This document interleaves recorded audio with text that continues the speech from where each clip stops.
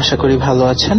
আমি রিফাত বসুন্ধরা থেকে বলছি। তো আমি কলকাতার কয়েকটা ঘটনা আজকে লিসনার্সদের সাথে শেয়ার করতে চাই। তো ঘটনাগুলো আমার এক বন্ধুর মুখ থেকে শোনা, সিজার মুখ থেকে শোনা।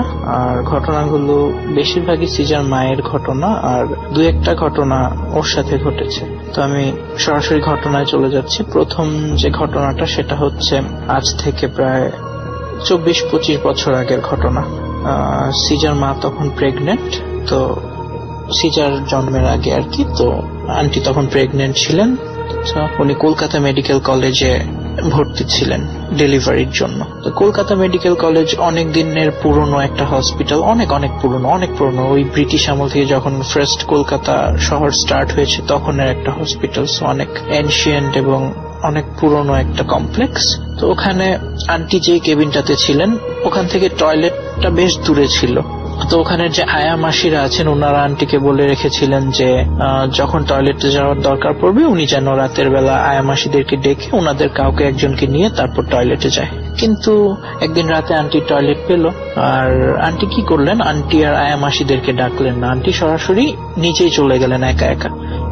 আস্তে আস্তে হেঁটে উনি টয়লেটের সামনে চলে গেলেন। তো উনি যখন টয়লেটে ঢুকছেন তখন দেখলেন যে আরো 20-25 জন মহিলা টয়লেটে ঢুকছে। তো উনি প্রথমে একটু ভয় পাচ্ছিলেন যে একা একা টয়লেটে যাচ্ছে, কিন্তু উনি যখন ওখানে যেয়ে দেখলেন যে আরো 15-20 জন মহিলা ঢুকছে টয়লেটে, তখন উনি মনে একটু সাহস পেলেন। ঠিক আছে, তো উনি ঢুকলেন টয়লেটে, যে ঢুকে দেখলেন যে ওই মহিলাগুলো টয়লেটের যে অনেকগুলো স্টল থাকে না, একটা টয়লেটের ভিতরে তো অনেকগুলো ডিফারেন্ট স্টলস থাকে, তো উনার ওই মহিলাগুলো সবগুলো স্টলে ঢুকে গেছে এবং উনার জন্য আর জায়গা নেই। তো উনি ঢুকতে পারলেন না। ফাইন। তো এখানে একটা কনফিউশন আছে, যেটা আমি আন্টিকে জিজ্ঞেস করেছিলাম, সিজার জিজ্ঞেস করেছিল যে ওখানে কয়টা স্টল ছিল, যে 15-20 জন ঢুকেছে, তার মানে এতগুলো স্টল কি ছিল? তো আন্টি বললেন 15-20 জনের 5-6টা স্টল ছিল, তারপর আলাদা জায়গা ছিল আর গোসল করার জন্য আলাদা জায়গা ছিল। সো আন্টির মাথায় তখন এই জিনিসটা আসেনি যে 15-20 জন কোথায় গেল। যাই হোক, তো ওনারা সবাই ঢুকে গেলেন। তো আন্টি বাইরে দাঁড়িয়ে ওয়েট করছেন। তো আন্টি বললেন যে ঠিক আছে, আপনারা যখন বেরোবেন তখন আমি ঢুকবো, ওনাদেরকে বললেন। তো ওরা ভিতর থেকে সমস্বরে সবাই একসাথে 15-20 জন মহিলা সমস্বরে বলল হুম, এরকম। ঠিক আছে, আন্টি তখনও ওয়েট করছে। তারপর আরেকটু পরে যখন ওরা বেরোচ্ছেই না, 8-10 মিনিট হয়ে গেছে, ভিতর থেকে কলে পানি পড়ার শব্দ আসছে, কিন্তু ওরা বেরোচ্ছে না। তখন আন্টি বলল যে আপনারা কি আছেন, বের হবেন আপনারা? তখন বললো আপনারা কি আছেন, আপনারা কি একটু বের হবেন তাড়াতাড়ি, আমার একটু যেতে হবে।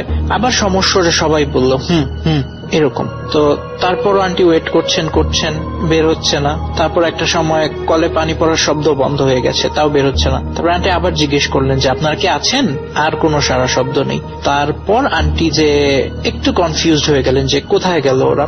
তো আন্টি যে একটা করে স্টল, একদম কর্নার স্টলটা দেখলেন আন্টি যে একটু ভেজানো, মানে আগে পুরাটা বন্ধ ছিল কিন্তু এখন উনি দেখছেন যেন একটু ভেজানো। রাত্রে 2-3টার দিকে ঘুম থেকে উঠে চা বানিয়ে খেতেন। তা আন্টি যেহেতু বাবার অনেক আদরের মেয়ে ছিলেন, তো উনিও তখন 2-3টায় রাত বাবার সাথে উঠে যেতেন, উঠে বাবাকে হেল্প করতেন চা বানানোতে, আর উনিও বাবার সাথে চা খেতেন। তো একদিন হয়েছে কি, উনি উঠেছেন বাবার সাথে, তো চা বানানো হয়ে গেছে। তো আন্টি চিনি আনতে গেছেন চায়ের জন্য কিচেন থেকে। চিনি নিয়ে আসার সময় ওনার হাত থেকে চিনিটা পড়ে গেছে যখন, তো আন্টির বাবা বললেন যে এটা যেহেতু পড়ে গেছে মা, তুমি বেরোতে যাচ্ছেন দরজার সামনে, হঠাৎ করে দেখলেন যে একটা ছোট বেড়ালের বাচ্চা। তো উনি বেড়ালের বাচ্চাটাকে দেখে বললেন যে যা হিসেশ্বর। তো এটা শুনে আবার আন্টির বাবাও চলে আসছেন। এসে উনিও যখন দেখলেন বিড়ালের বাচ্চাটা, উনি রেগে গেলেন। এটার পিছনে একটা কারণ ছিল। কারণটা হচ্ছে আন্টির বাবা সবসময় বেড়াল পুষতেন ছোটবেলা থেকে। তো ওনার অনেকগুলো বেড়াল ছিল, আবার ওনার পাখি ছিল অনেক, উনি মানে পশু পাখি এগুলো পোষার শখ ছিল। তো ওনার পাখিও ছিল, বেড়াল ছিল। তো একবার ওনার একটা বেড়াল ওনার একটা পাখির ঘাড় মটকে দিয়েছিল। তো এরপর থেকে রাগে উনি ওনার বাড়ির সব বেড়ালকে তাড়িয়ে দিয়েছেন, আর বেড়াল পালতেন না। তো স্বাভাবিকভাবে এই বেড়ালের বাচ্চাটাকে দেখে উনি রেগে গেলেন, বললেন যা সর। এই কথা বলে উনি কি করলেন, ওনার হাতে পানির মগ ছিল, উনি পানি ঢেলে দিলেন বেড়ালটার উপর। তো বেড়ালটা একটু সামনে গেল, 2 পা সামনে গেল, গিয়ে ওনার দিকে ফিরে তাকালো। তো উনি আরো রেগে গেলেন যে হ্যাঁ, এত বড় সাহস, আমার দিকে ফিরে তাকাচ্ছিস আবার। তারপর উনি আরেকটু পানি এনে আবার ঢাললেন বেড়ালটার গায়ে। বেড়ালটা আবার 2 পা সামনে গেল, যে আবার ওনার দিকে ফিরে তাকালো। তো উনিও ঢাল ঠালতে থাকলেন এভাবে, বিড়ালটা দুপা করে সামনে আগাচ্ছে আর ওনার দিকে ফিরে তাকাচ্ছে। এর মধ্যে একটা ঘটনা ঘটলো, বিড়ালটা যতই আগাচ্ছে ততই সাইজে বড় হচ্ছে, যতই আগাচ্ছে ততই বড় হচ্ছে। যেতে যেতে যেতে যেতে আস্তে আস্তে বিড়ালটা যখন জঞ্জালের কাছে যেয়ে পৌঁছালো, তখন বিড়ালটা একটা প্রায় 4-5 ফিট লম্বা একটা বাঘের সাইজ নিয়ে নিল, পুরো একটা বাঘের আকৃতি ধারণ করলো। এটা দেখে তো আন্টিও তখন ছিলেন সামনে, আন্টির বাবা, ওনারা বেশ ভয় পেয়ে গেলেন। তো ওনাদের কথাবার্তা শুনে আবার আন্টির মাও চলে আসছেন, উনিও দেখলেন, দেখে ওনারা সবাই ভয় পেয়ে গেলেন। তখন আন্টির মা ওনাদেরকে বলছে, ঠিক আছে তোমরা তাড়াতাড়ি ঘরের ভেতরে চলে আসো, কিছু করতে হবে না। এরকম করতে করতে আস্তে আস্তে জঞ্জালটার কাছে যেয়ে বাঘটা মিলিয়ে গেল। তো এটা ছিল আন্টির আরেকটা ঘটনা।